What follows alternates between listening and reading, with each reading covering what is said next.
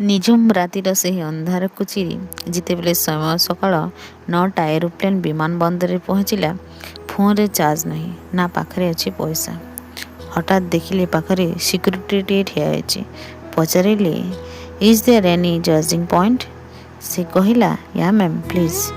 ସେଇଠୁ ପଚାରିଲେ, ବସ୍ଷ୍ଟାଣ୍ଡକୁ କ'ଣ ଓଲା ବା ଅଟୋ ଅଛି କି? ପ୍ରାଇସ୍ କ'ଣ? ସେଇଠୁ ରେଲୱେ ଷ୍ଟେସନକୁ ଗଲି। ଦେଖିଲା ବେଳକୁ ଟ୍ରେନ୍ ନାହିଁ। ସମୟ 11ଟା। ଟିକେଟ୍ କାଉଣ୍ଟରରେ ମ୍ୟାଡ଼ାମ୍ କହିଲେ, ଏବେ ଟ୍ରେନ୍ ଆସିବନି, ଟିକେଟ୍ ନାହିଁ, ଅପେକ୍ଷା କରନ୍ତୁ। ଠିକ୍ ସେ ସମୟରେ ପଛରୁ ଶୁଭିଲା, ମୁଁ ବି ବଲାଙ୍ଗୀର ଯିବି। କିଛି ଦେଖିଲି ନାହିଁ। ତା ସାର୍ଟକୁ ଧରି ନେଲି। ସେ ମୋ ପଛେ ପଛେ ଚୁପଚାପ ଚାଲିଲା। ମୁଁ ଭୁଲି ଯାଇଥିଲି ମୁଁ ତାକୁ ଜାଣିନି ନା ତା ନାଁ। କହିଲି, ବେଗ୍ ଦେଖୁଥାଅ, ମୋତେ ଭୋକ ହେଲାଣି, ଖାଇକି ଆସୁଛି। ସେ କହିଲା, ଚାଲ ମୋ ସାଙ୍ଗରେ। ତା ବୋତଲରୁ ପାଣି ପିଇଲି ଆଉ ତା ପକେଟରୁ ବିସ୍କୁଟ୍ କାଢ଼ି ଖାଇଲି। ୱାସରୁମ୍ ଯାଇକି ଆସିଲି। ଦେଖିଲି ପାଖରେ କ୍ୟାସ୍ ନାହିଁ ମୋର ଟିକେଟ୍ ପାଇଁ। ସେ କହିଲା, ତମେ ବ୍ୟସ୍ତ ହୁଅ ନା, ଆରାମରେ ରୁହ, ମୁଁ ଦେଇଦେବି।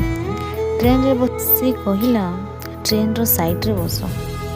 ମୁଁ ବି ତା କଥା ଶୁଣି ଦିନକ ପାଇଁ ସବୁ ଦୁଃଖ ଭୁଲି ତା ହିସାବରେ ଦିନଟା କାଟିଲି। ଟ୍ରେନ୍ରୁ ଓହ୍ଲାଇ ସେ ମୋ ହାତକୁ ଧରିଥାଏ। ଲୋକଙ୍କ ଭଳ ଭିତରେ, ଏତେ ଭିଡ଼ ଭିତରେ ବି ସେ ଏକା ଚିହ୍ନା ମୋର।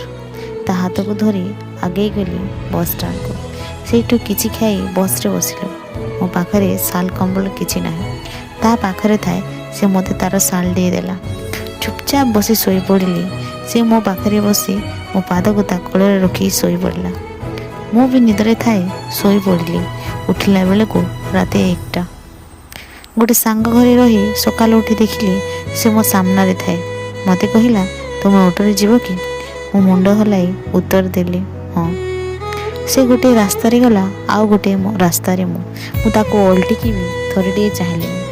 ଜଣା ନାହିଁ, ଗୋଟେ ଅଚିହ୍ନା ଜାଗା, ଅଚିହ୍ନା ପରିବେଶରେ ସେ ଏକା ଥିଲା ମୋର। ମୁଁ ନିଜର, ଯାହାର ନାଁ ବି ମୁଁ ଜାଣେନା।